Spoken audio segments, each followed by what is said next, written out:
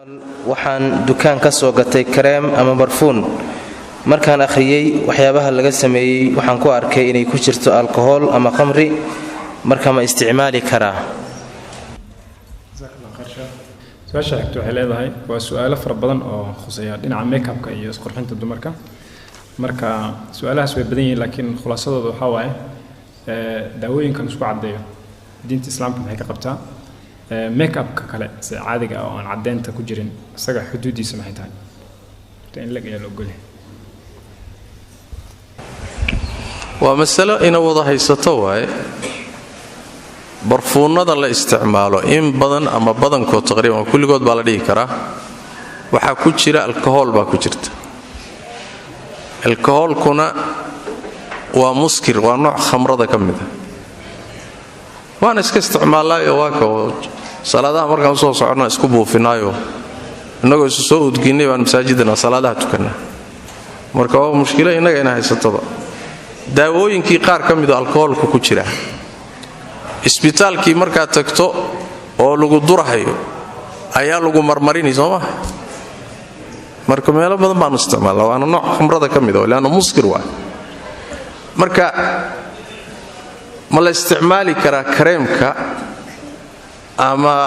barfuunka yacni alkoholku ku jiro waxay ku xidhan tahay khamradu ma nijaasa mise waa daahir mas'aladaasay salka ku haysa hadday khamradu nijaaso noqoto alkoholkuna waa nijaaso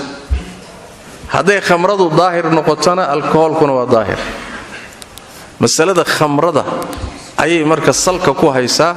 oo ay ka mid tahay masaa'isha meelaha looga qiyaas qaadan karo haddaanu nimaadno khamradu ma daahir baa mise waa nijaaso intaynaan gudagelin waxaa laga maarmaanaya inaynu fahanno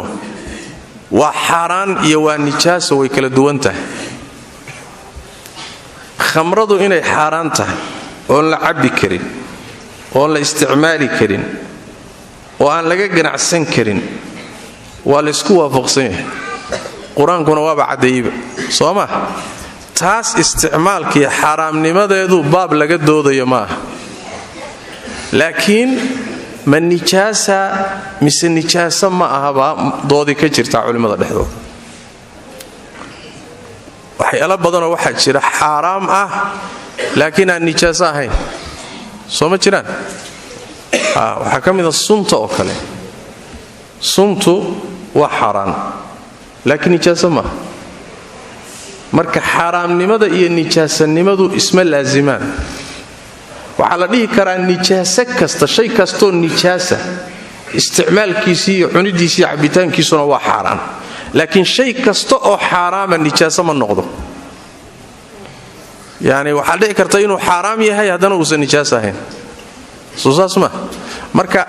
baabka xaaraantu waa baabkaas amaa nijaasanimada khamrada waa masale ay culimmadeennii hore ku kala tagsan yihiin say u badan yihiin afarta imaamna ka mid yihiin waxay qabaan inay khamradu nijaaso tahay waxay deliishanayaan qur'aan waxay deliishanayaan axaadiis waxay deliishanayaan tacliilaad laakiin wax sugan oo nasa oo haddana sariixu dilaala ah ma jiro daliil kasta oo khamrada nijaasanimadeeda loo deliishaday dood baa la gelinaya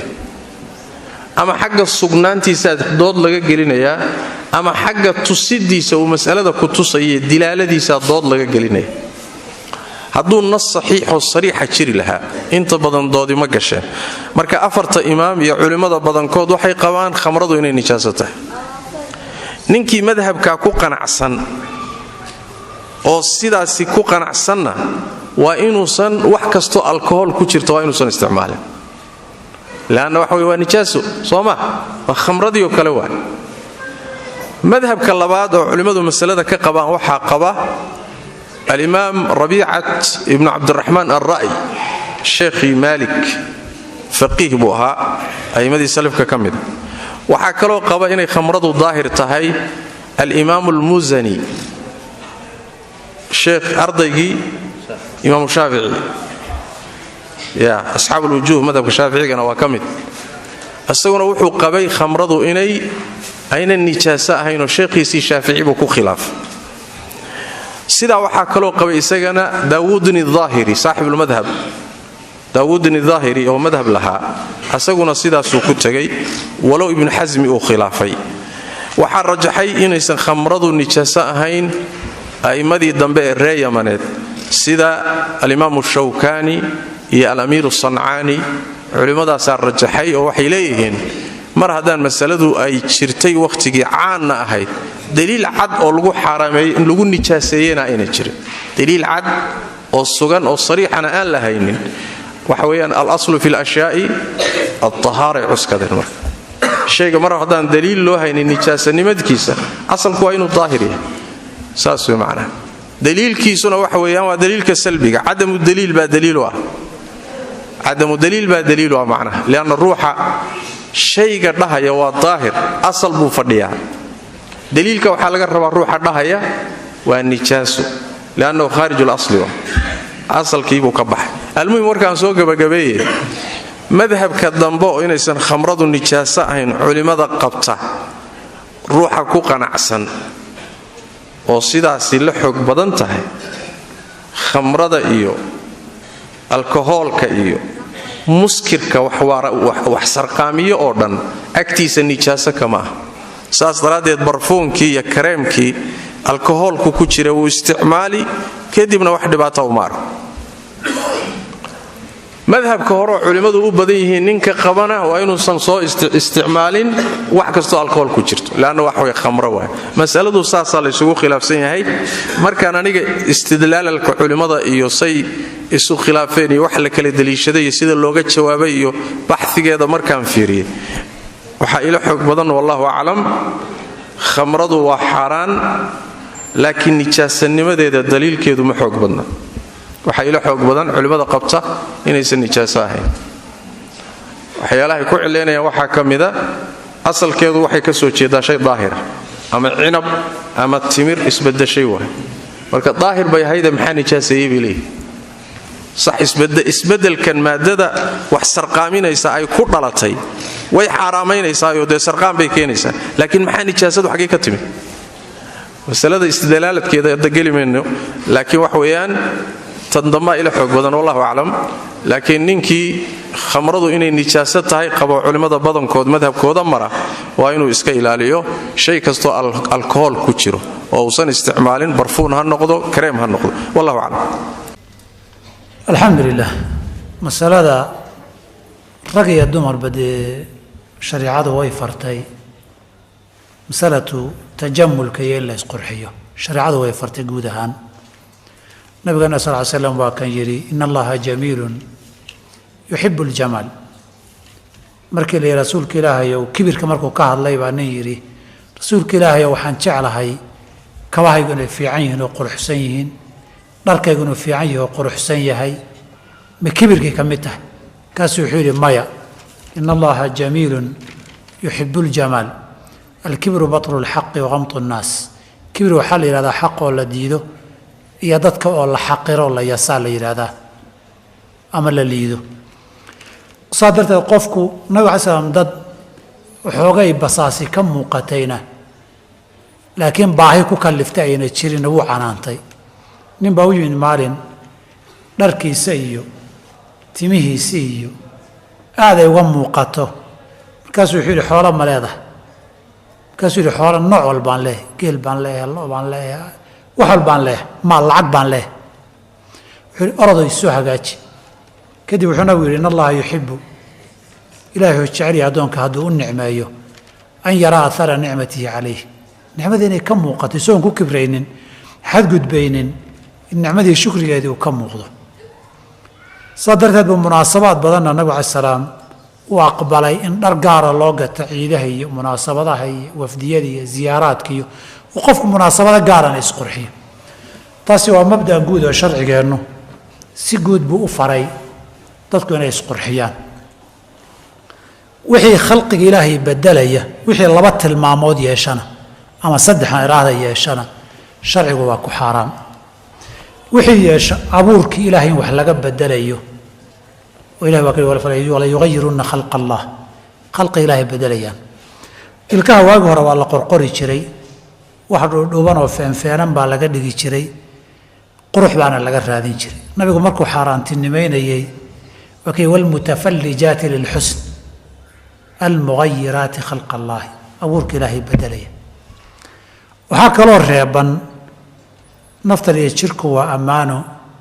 wixii tacadiya xadguduba lama ogola. saan nafta in la dila loo ogolayn, caqligana maandooriye in lagu ciyaaro aan loo ogolayn, jirkana xubna in la jarjara aan loo ogolayn, sun iyo waxyaaba khatara in la isticmaalana lama ogola. wixii dhib caafimaad leh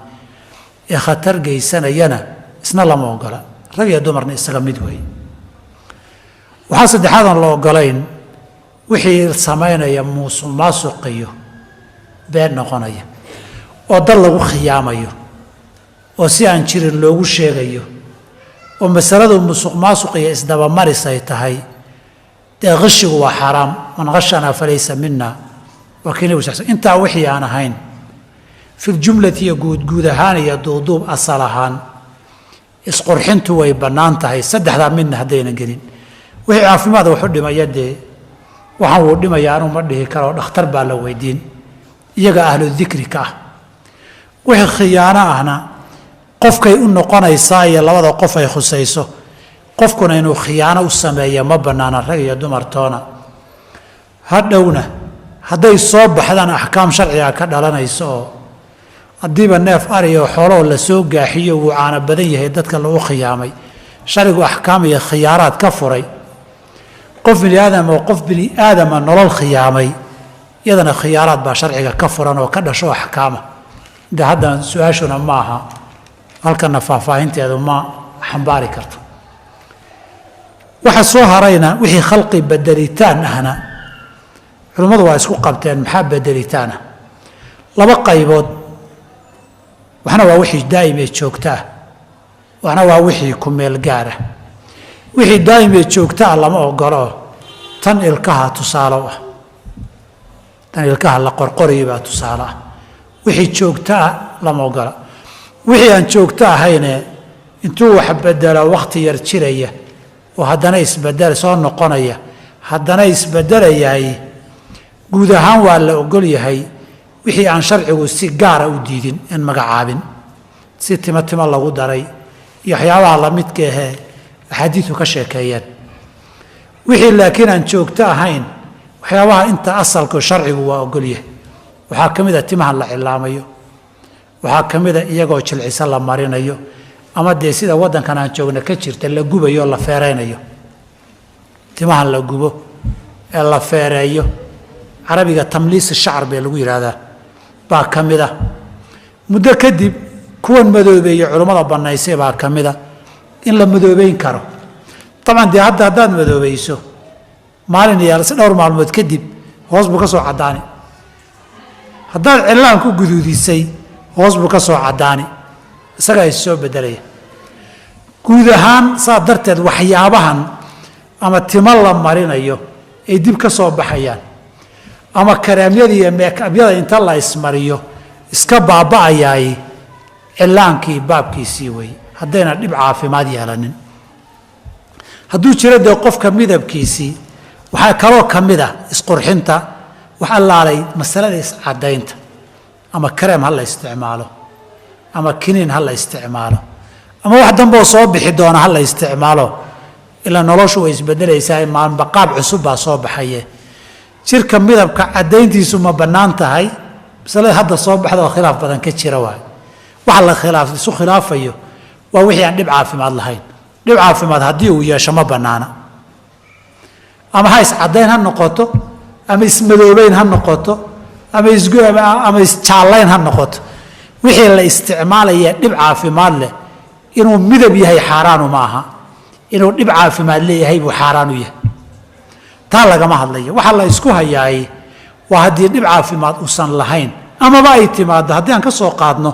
kuwa hadda joogoo dhan dhib caafimaad inay leeyihiin. berri haddii la helo kuwa aan side effect caafimaadoo weyn lahayn, haddii berri yimaadaan. masale khilaaf badan ka jira culimmadoo aad ay u kala aragti duwan yihin wey. aniga waxaa ila saxsan ilaa iyo hadda qowlka bannaynaya, waayo asalka ibaaxadii cibaadaad ma ahane, haddayna dararna lahayn nascadoo xaaraantinimeynayada jirin usuul ay raaci kartana ay jirto usuusha ibaaxada